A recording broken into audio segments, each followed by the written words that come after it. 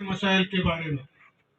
हमारा सबसे अहम मसला मईशत है सर, सबसे बड़ा मसला मईशत है।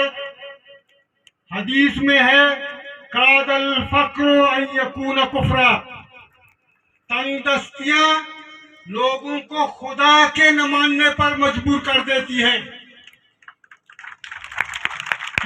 कादल फक्र अन यकून कुफ्रा, हमारा मईशत सिर्फ एक ही बॉर्डर पे चल रहा है, ये आज से नहीं।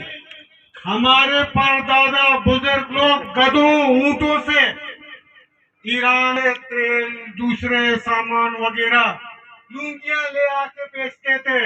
अब रेशमी दसमाल बलूचा मालूम है आके बेचते थे, अपना गुसर बसर इसी में करते थे। और अब भी पूरे मकरान का, खुसूसन डिस्ट्रिक्ट लीज का सारा दार मदार बॉर्डर पे है।